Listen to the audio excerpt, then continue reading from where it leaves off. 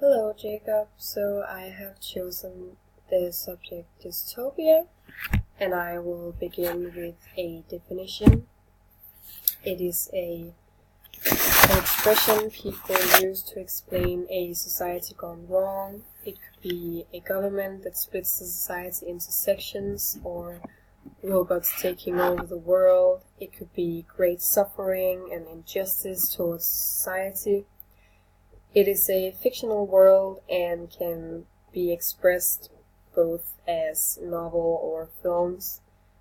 Dystopias testimonials societies and political systems and show a worst case scenario, which could be social media, a social norm, or a current trend.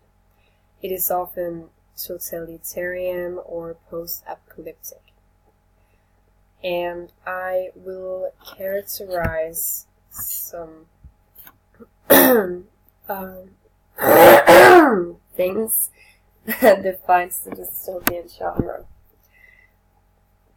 Propaganda is often used to control the citizens. Information, independent thoughts, and freedom are restricted.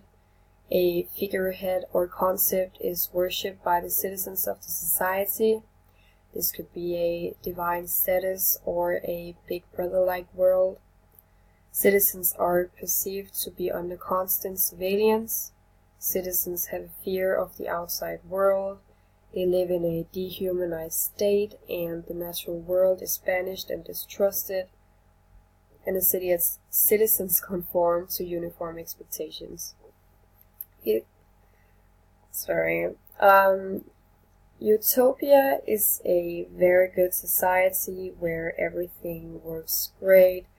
Dystopia and utopia is a world that looks good on the outside but doesn't work at the inside. And just dystopia is a bad world that doesn't really work.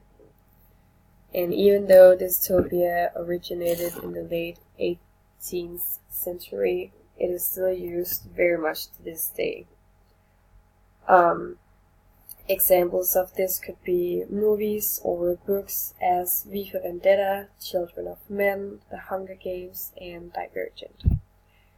In this course, we have worked with different works as Ready Player One, which we just saw at the cinema the other day, the book 1984, To Be or Not to Be. We watched an episode of Black Mirror called Nosedive and read the short story The Ones Who Walk Away from Omelas, which I am about to analyze.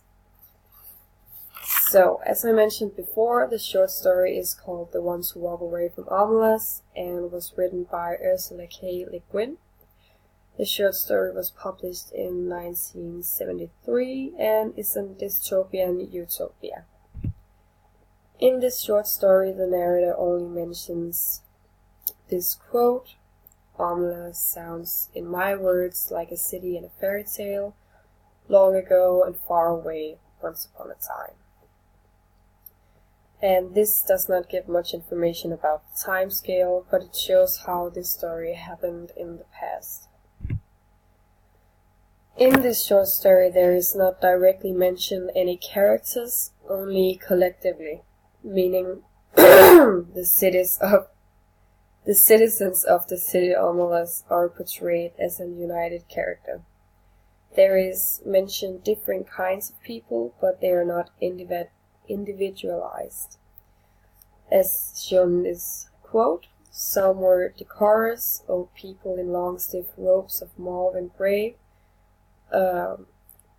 grave master workmen, quiet, merry women carrying their babies and chatting as they walked. There's also other examples, but this is the most relevant one.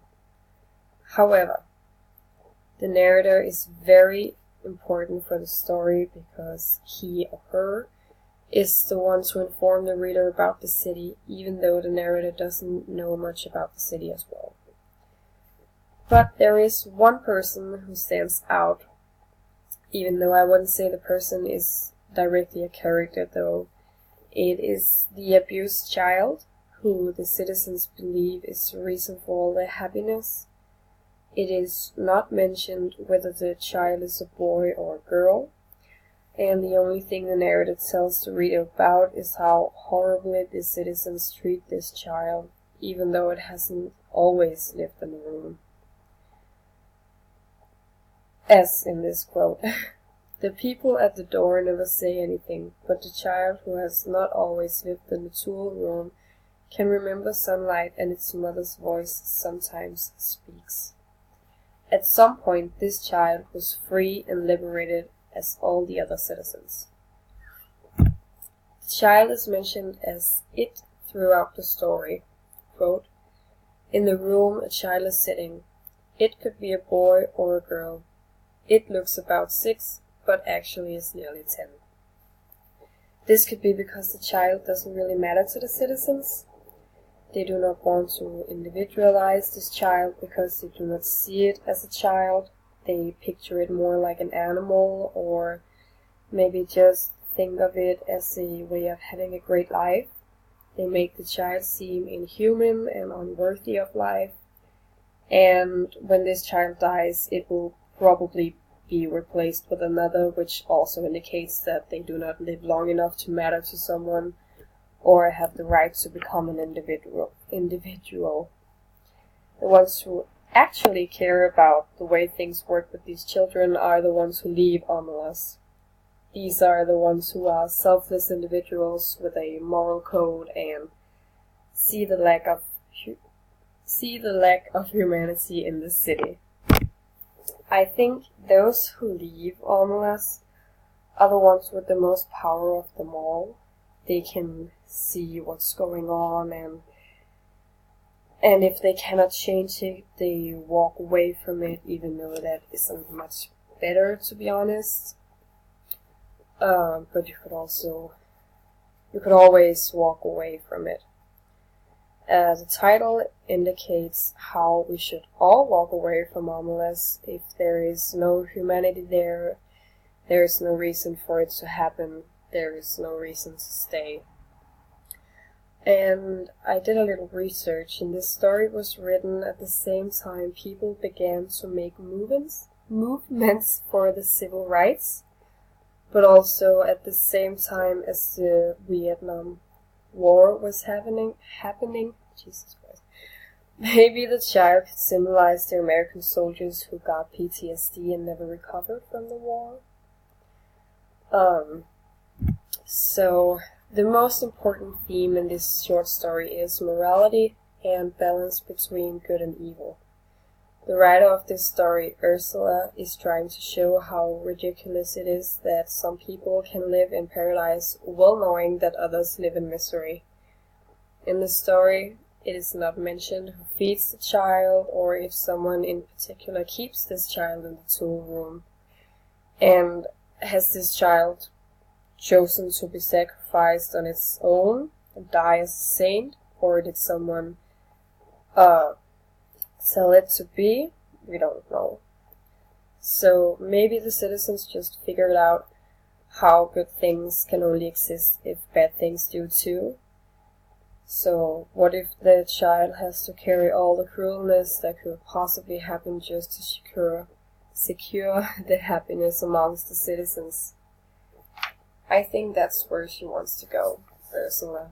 Show how everything isn't perfect and someone is really miserable while others live a great life. So, yeah. That's my presentation. Have a nice day. Bye-bye.